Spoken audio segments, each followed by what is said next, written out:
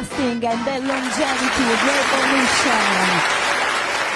Before we begin with the Excellence Award ceremony, I would like to warmly welcome all of you to the Los Angeles Italia Film Festival.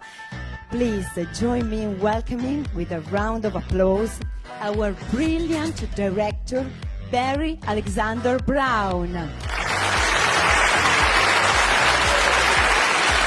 want to have on stage international social impact producer and a friend of many of us, Chiara Tilesi.